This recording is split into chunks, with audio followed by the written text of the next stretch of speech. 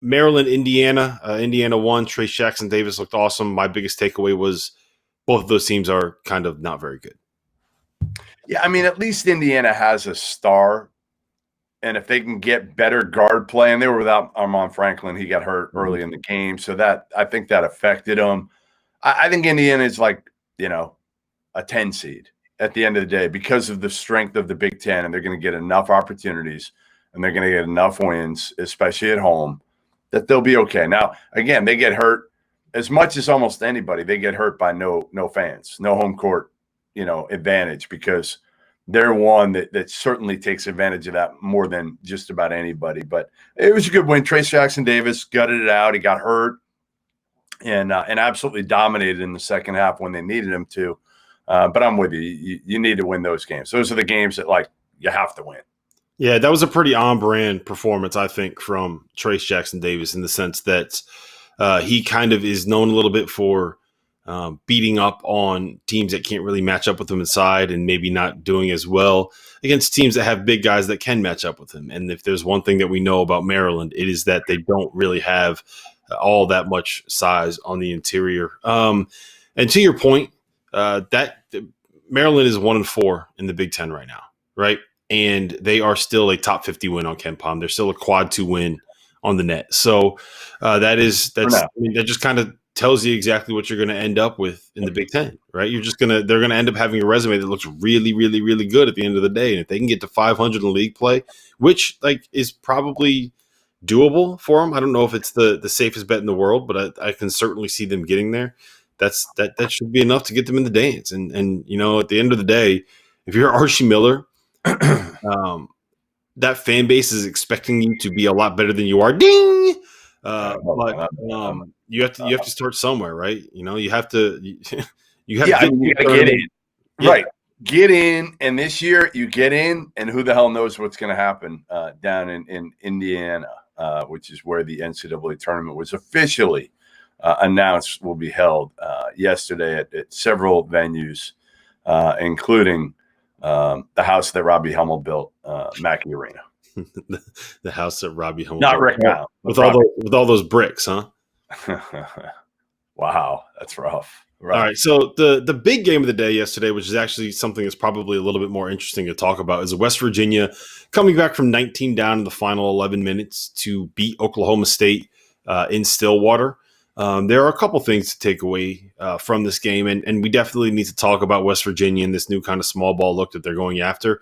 But even in the loss, and even with the fact that they blew like a 19-point lead, I think this was the game where you kind of saw, maybe for the first time, just how special Cade Cunningham has the potential to be. And the reason that I say that is we saw him overpower people going to the basket. We saw the ability that he has to get people off balance with the dribble moves. We saw, he hit a three when someone went under a screen against him. He hit a couple of catch and shoot threes. And most importantly, the passing ability, like the vision that he has, the one-handed live dribble passes while he's being heavily defended, like all of that stuff showed through as much as in any game that I've seen him play so far this season. Like this was the first time where I was really like, well, okay, that's what you're getting when you're getting Cade Cunningham.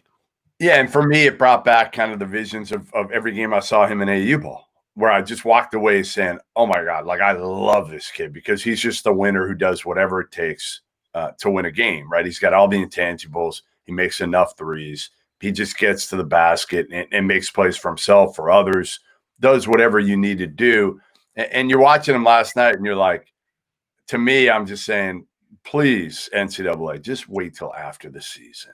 Like right now, they've got that appeal going on. So if the tournament started tomorrow, Oklahoma State would still be eligible for the NCAA tournament. I'm just praying the NCAA furloughs a couple more people that are dealing with that case for a little while, and I'll take care of the money. If you get furloughed, I'll take care of your paycheck, or at least support me and Rob and all the money that has been won on this stream through me over the last month and a half, 2 months. We can take care of your salary for a little while if you can just promise to wait on Oklahoma State and let them play in the NCAA tourney if they make it. Well, here's the thing. I think that there's an actual chance that they could end up getting this appeal overturned. And it may not matter because I don't know if I this don't is think a so. tournament team, Yeah. but I Why? mean, Why do you say that? because of what happened with Alabama. I would argue that what happened at Alabama is worse because you basically had someone from the athletic department, and I think it was technically an associate AD, I believe was the Yeah. job title, doing the exact same thing that Lamont Evans was doing, and Alabama didn't get a But 1 you know year why? postseason ban because the Why? dude used to work at the NCAA. Because the NCAA basically referred him. Yes. So how can they're not hammering Alabama there? I just don't. Well, that's the thing. I don't think they're going to change it because I think if you change it with Oklahoma State, now maybe they do. Maybe the NCAA in the pandemic and everything that's going on says, you know what, we're not going to hammer people as hard as we were. We're going to take it easy on some of these guys and let's just move forward. I don't think that happens, but maybe they have a little bit of a heart and they say, you know what, you don't deserve a 1 year postseason ban for this. To me, well, I they still don't say the even if bigger thing, Rob, the bigger thing that needs to happen. Postseason bans are fine for the most egregious issues, right? But ultimately, just hit these schools in where it counts, which is money. Just hammer the shit out of them, money wise, instead of hurting kids that had nothing to do with it. Most of them.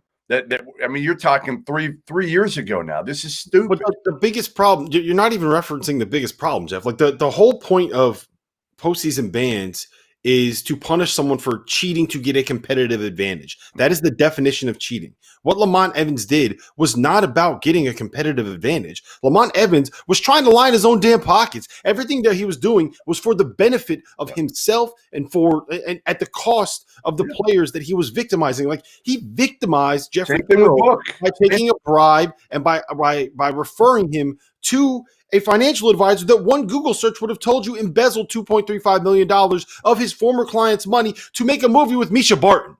That is what this dude did. And then he flipped and he went to the FBI and he said, look, I know that I'm an actual white collar criminal that should be doing 5 or 6 years in prison for being a raging asshole. Yeah. But instead, I'm going to turn you on to a bunch of college basketball coaches that are just operating within the framework. What a waste of time. What a waste of everybody's time and money this all was. It is. And like the biggest thing that I just it frustrates me to no end is Lamont Evans was not doing this for the benefit of anybody other than Lamont Evans. And the people that are actually paying the price right now are going to be people that had absolutely nothing to do with it, right? Yeah. And if you want to say, look, Mike Boynton, you have to know what's going on within your program. Yes, I get that. But you also have to understand that Mike Boynton cannot patrol somebody that is out there taking bribes. He had just taken over too. So even the Mike Boynton part of it, like he just got the head job. So I don't even know. Like if you want to say like Sean Miller, Andy Enfield, Bruce Pearl, all those guys had been there for a while. And if you want to hit them with suspensions, fine, albeit right and hammer the hell out of Book and Lamont Evans and Tony Bland. Okay, you know what? Nail them. They're done. They'll never coach again in college basketball. I get all that. But you're right. Listen, they were all basically just trying to make some extra money. And I've heard plenty of stories over the years that this has been part of the deal, right? Like with agents, not only giving them money, but giving them like trips, giving them like cruise, like trips, like all that stuff. If you're an agent, you're trying to get every advantage you can to get a client. So what are you going to do? You're going to pay off the people that have the juice. And the people that have the juice, a lot of times, are the college assistant coaches. Yep. And so the biggest issue here, and then we can go to West Virginia after this, is just that we always harp on the fact that you're punishing people that didn't commit the crime. And that's just the way that it is always going to work in college sports, because you can't fine the people themselves once they leave leave the sport. Like if you're an assistant that got caught in trouble with recruiting stuff, and you leave and you go somewhere else, like the NCAA can't fine you. That's just not how it works. Well, like Orlando Early is a great example, right? Yeah, the only way now he's in the NBA and he's never going to talk to the NCAA. He doesn't need to. He's done.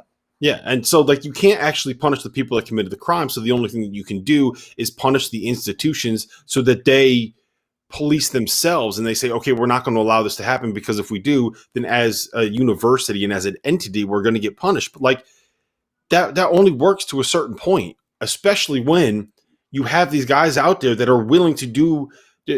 I mean, look, I think it's dumb that it was a criminal act, but it really was a criminal act. Like Lamont Evans went to prison for what he did. He went to prison.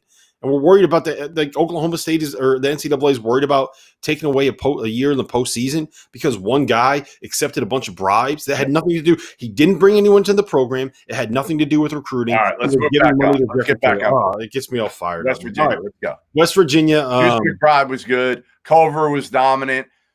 No big Sheeb, and honestly, I think it's more effective as long as Culver plays the way he did, and he started off a little slow, but ended up with 22 and 19. I thought Deuce McBride was kind of the key in the second half. He was great down the stretch. And again, West Virginia is a team that they got to get into a rhythm somehow. They got to be able to score points, and they can't keep fighting from behind. They did it against Oklahoma, fought back, tied the game, lost. Last night they fight back. They end up winning.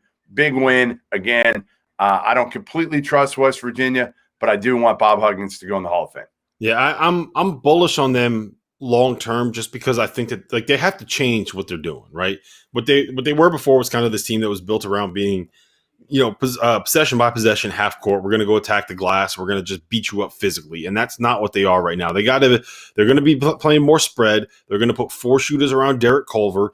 They need to be able to get up and down more. I mean, Fran was talking about it on the broadcast last night. They got to kind of embrace the press Virginia mentality a little bit, and that's going to be tough when you don't have Javon Carter and you don't have Daxter Miles kind of anchoring everything. Kedrian Johnson was good last night. Mm-hmm. He was really, really good. Like I didn't know much about him, but he played hard as shit. Like he fits the press Virginia kind of that mantra. Yep. I mean, Taz Sherman made some shots. What's his name? Jalen Bridges made shots the other night against Oklahoma. So like, I don't think it's a coincidence with the way that this roster is built that when West Virginia kind of went into scramble mode the last 2 games is when you saw them have the most success. So why not try to make that scramble mode stuff happen before you're down by 20 points? Right. So, I mean, I'm bullish on them long term. I don't think they're going to be necessarily as good as we thought they could be, like when they had Big Sheeb. Yeah. But I do think that like long term, they're going to be better than what we've seen the last 2 games. So I still think that they're like in a month, we're going to look up and they're still going to be a top 15 team.